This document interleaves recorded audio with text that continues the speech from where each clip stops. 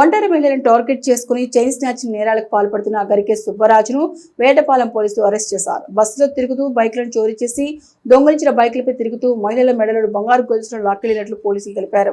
వేటపాలెం మండలం ఆమోదగిరి పట్టణం రామన్నపేట ప్రాంతాల్లో ఈ తరహా చోరీలకు పాల్పడిన నిందితుడి వద్ద నుంచి 7.8 లక్షల విలువ గల 52 గ్రాముల బంగారు ఆభరణాలను స్వాధీనం చేసుకున్నారు. కృష్ణా జిల్లాకు చెందిన నిందితుడు గరిక సుబ్బరాజు ఏపీ వ్యాప్తంగా పలు పోలీస్ స్టేషన్ల మొత్తం 22 చైన్ స్నాచింగ్ కేసులు నమోదై ఉన్నట్లు శేషగిరిరావు మీడియాకు వెల్లడించారు.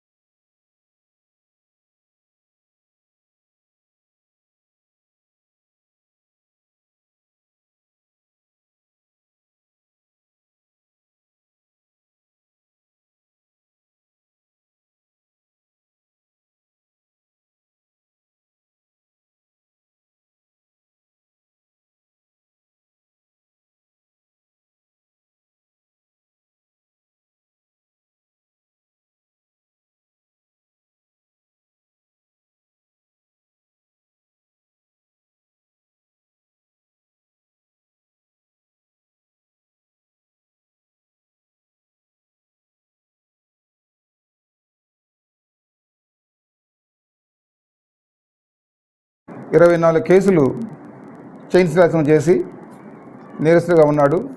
ఆయన మీద ఘంటసాల పోలీస్ స్టేషన్లో ఒక సస్పెక్ట్ షీట్ కూడా ఉండడం జరిగింది.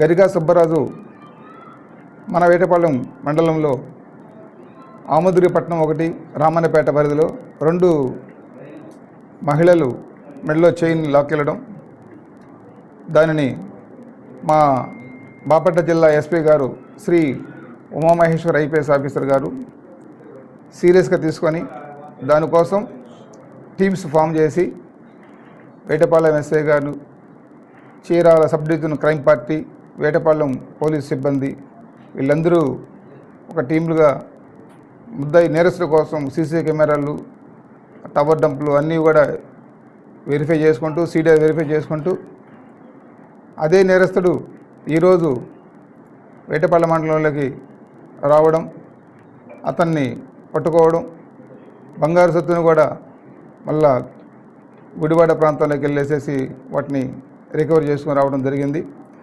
అతన్ని అరెస్ట్ చేయడం జరిగింది. దీంట్లో ఎస్పీ గారి ఆదేశాలని చీరాల డిఎస్పీ గారు శ్రీ మహమ్మద్ మయన్ గారు నిరంతరం పర్యవేక్షించి తగు సూచనలు చేసి దాన్ని పట్టుకోవడం జరిగింది. ఈ నేరస్తుడు ఎక్కువగా